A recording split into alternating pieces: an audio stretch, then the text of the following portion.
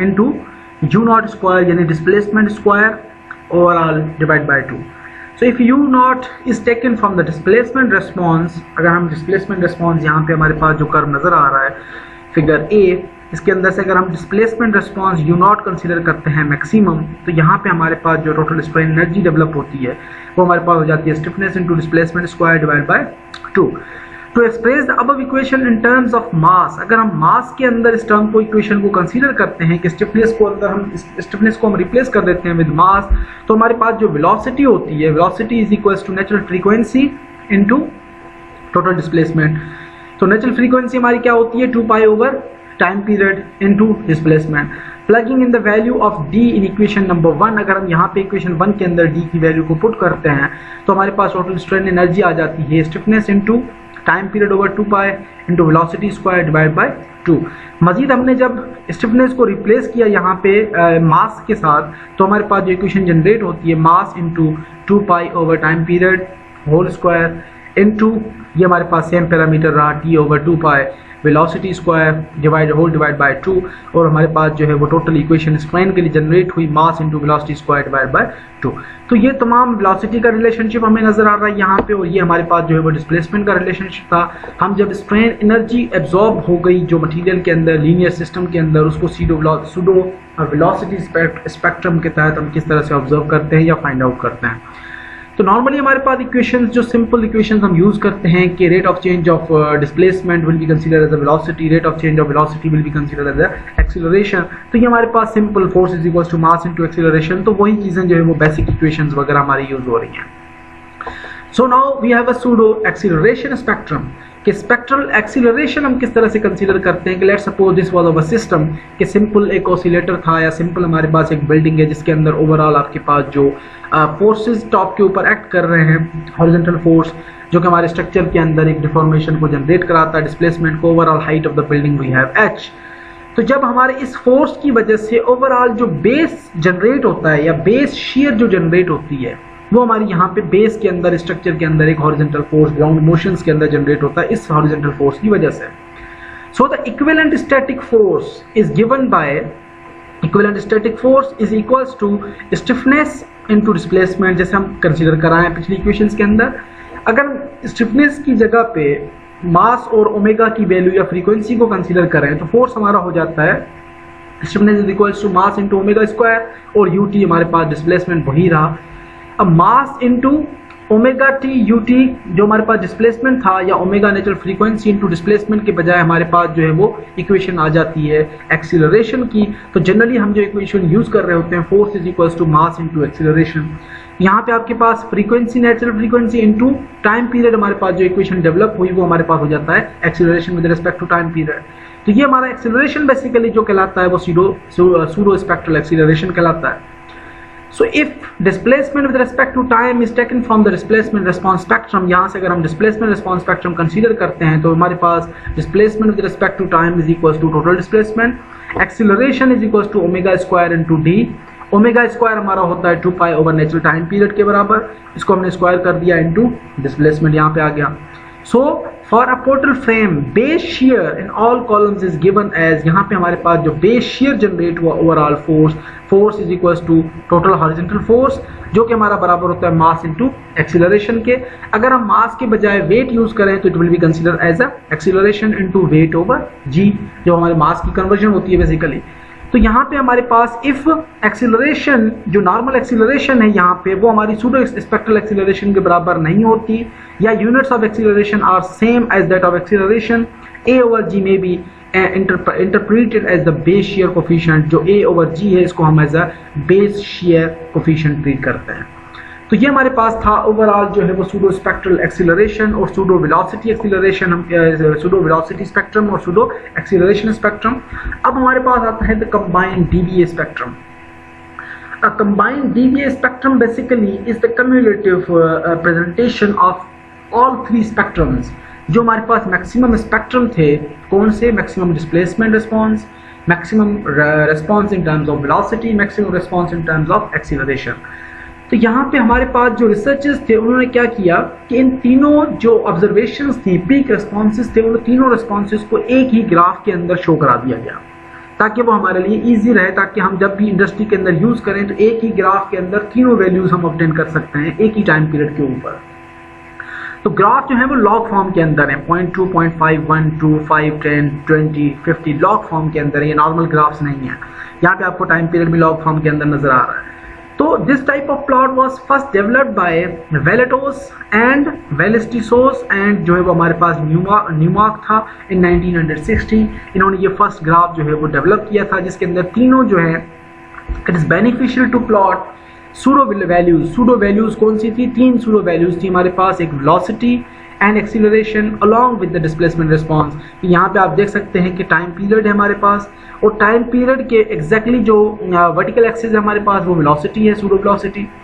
और यहाँ पे आपको ये इंक्लाइन लाइन जो नजर आ रही है, this is a pseudo acceleration response and this incline line is showing as a pseudo displacement response. अब हमारे पास एक ही टाइम पीरियड है। फॉर एग्जांपल अगर मैं 2 सेकेंड्स टाइम पीरियड चूज करता हूं, तो यहाँ पे मैंने एक वर्टिकल लाइन ड्रॉ की, जो कि हमारा ग्राफ एक्चुअल ग्राफ जा रहा है उसको हमने टच कर लिया यहाँ पे। तो इस लाइन से जब हमने एक परपेंडिकुलर ड्रॉ किया इस लाइन के ऊपर, तो यहाँ पे हमें एक मैक्सिमम पीक ग्राउंड वेलोसिटी की हमें वैल्यू मिल गई। इसी तरह से अगर हम इस पॉइंट से एक परपेंडिकुलर लाइन ड्रॉ करें जो कि इंक्लाइंड आपका जो 45 के ऊपर यहाँ से एक लाइन ड्रॉ हो रही है जो कि परपेंडिकुलर है बेसिकली एक्सीलरेशन के ट्रेंड के। जब इस लाइन को हमने यहाँ पे टच किया तो एक्सीलरेशन हमारे पास आ गई 0.191 एक्सीलरेशन जी। उसके बाद इस पॉइंट से हमने एक 45 के अंदर अगेन एक लाइन ड्रॉ की जो कि परपेंडिकुलर है विद डिस्प्लेसमेंट, और डिस्प्लेसमेंट लाइन को हमने टच किया तो यहाँ पे हमारे पास वैल्यू आ गई 7.47 इंचेस, जो कि मैक्सिमम हमारे डिस्प्लेसमेंट हमें शो करा रहा है। So it's beneficial to plot pseudo values of velocity, acceleration and displacement response spectrum in one figure। ये आपको completely जो है वो तीनों चीजें DVA सिस्टम के अंदर नजर आ रही हैं, displacement, velocity and acceleration। इस ग्राफ को बेसिकली हम ट्राइपर्टाइट भी कंसिडर करते हैं। Plotting of all these 3 quantities on one figure is possible because the 3 are related, such as acceleration over natural frequency is equals to velocity। Velocity हम again लिखते हैं velocity is equals to natural frequency into displacement. यहाँ पे हमने acceleration और omega जो हमारे पास था नेचुरल फ्रीक्वेंसी को हमने नेचुरल टाइम पीरियड के अंदर कन्वर्ट किया, तो नेचुरल टाइम पीरियड हमारा हो जाता है 2 पाई। ओमेगा बेसिकली किसके बराबर होता है? 2 पाई ओवर टाइम पीरियड के। तो यहाँ पे हमारे पास ओमेगा की जगह पे वैल्यू आ गई time period, natural time period over 2 pi into acceleration is equals to omega की जगह पे हमारे पास आ गया 2 पाई ओवर हमारे पास वैल्यू आ गई टाइम पीरियड की इनटू डिस्प्लेसमेंट। तो यहाँ पे ये हमारे पास चंद इक्वेशन जो है वो मजीद डेवलप हुई।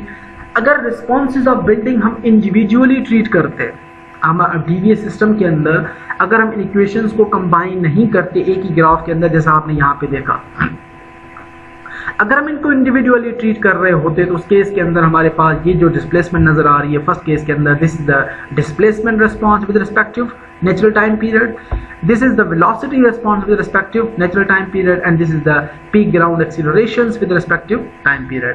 इन तीनों ग्राफ को यहाँ पे कंबाइन शो कराया गया है एज अ कम्युलेटिव ग्राफ, और यहाँ पे आपकी एक्सीलरेशन है, यहाँ पे डिस्प्लेसमेंट है, और यहाँ पे आपकी वेलोसिटी है with respective time period. So responses may be defined as displacement, velocity और एक्सीलरेशन। आप स्पेक्ट्रम रिस्पॉन्स जो है वो तीनों वैल्यूज कंसीडर कर सकते हैं, and all 3 values responses can be shown in one figure जो कि आपको यहाँ पे नजर आ रही है, which can be said as a tripartite plot. अब ये हमारे पास एक ट्राइपर्टाइट प्लॉट है जो कि डिफरेंट फ्रीक्वेंसीज के ऊपर ऑब्जर्व किया गया है। अब यहाँ पे आपको 4 ग्राफ नजर आ रहे हैं, बेसिकली ये 4 लाइन्स हैं, 4 डिफरेंट रिस्पॉन्सेज हैं। यहाँ पे आप ये दूसरी लाइन है, ये थर्ड लाइन है, ये फोर्थ लाइन है, चारों डिफरेंट रिस्पॉन्सेज हैं। ये हमने ग्राफ जो डेवलप किया, ये ग्राफ आपका है frequency versus velocity versus displacement versus acceleration. अब फ्रीक्वेंसी बेसिकली क्या होती है? Frequency is equals to 1 over time period.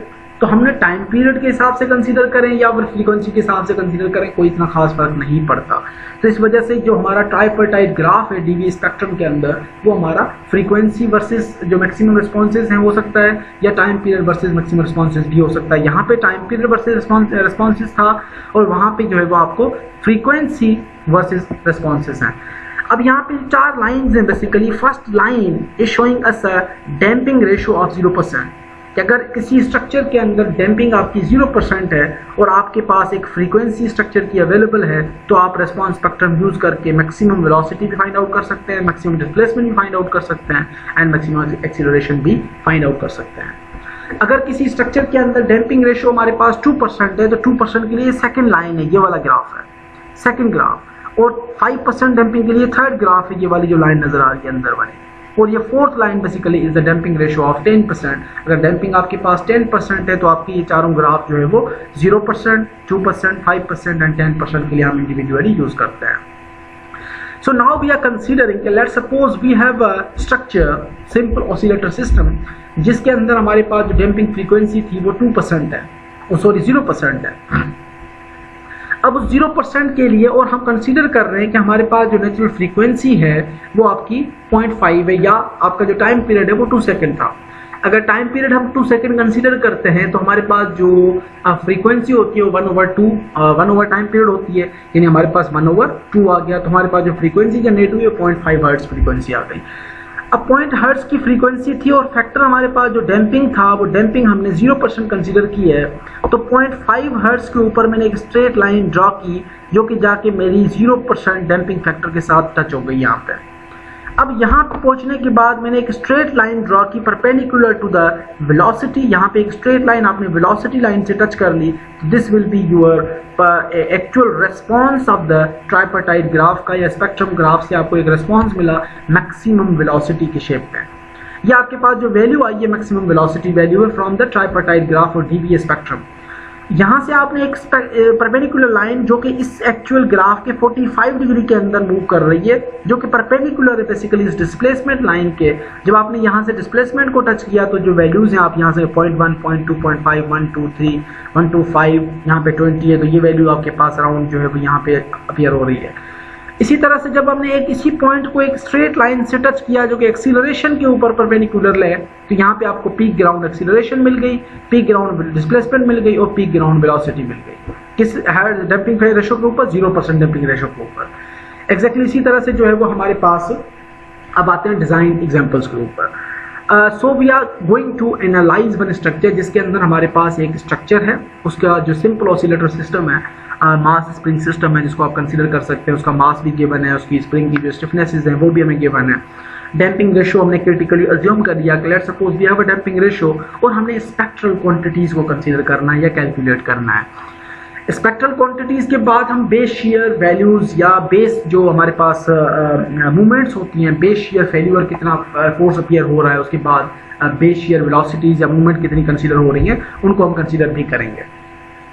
So consider structure shown in figure हमारे पास नजर आ रही है आपको, एक सिंपल ऑसिलेटर सिस्टम है, मास स्प्रिंग सिस्टम, या simple single degree of freedom system है, या सिंपल आपके पास एक सिंगल स्टोरी बिल्डिंग है जिसका मास हमें 2000 गिवन है किलोग्राम, और हमारे पास जो स्टिफनेस है वो 80 किलो न्यूटन पर मीटर हमें गिवन है। Let the structure be subjected to a ground motion whose spectrum is given, कि हमें स्पेक्ट्रम जो है वो एक गिवन है, उस स्पेक्ट्रम से हमने इस बिल्डिंग को कन्वर्ट करना है स्पेक्ट्रल क्वांटिटीज के अंदर। If damping is 5% of critical then what are the spectral quantities. Spectral quantities हम किस तरह से कैलकुलेट करते हैं? So coming back to the solution, if damping is 5% of critical, then what are the spectral quantities? First of all, solution. Okay, let's suppose we are going to calculate the natural time period.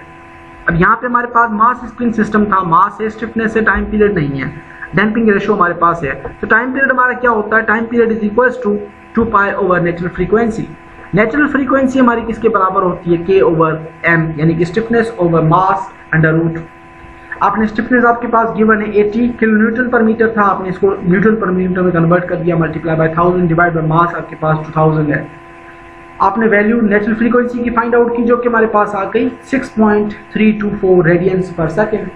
अब इस value को हमने just इस equation के अंदर use किया, natural time period हमारे पास आ गया 2 pi over natural frequency 2 pi over 6.324, हमारे पास जो टाइम पीरियड जनरेट हुआ वो 1 सेकेंड आ गया।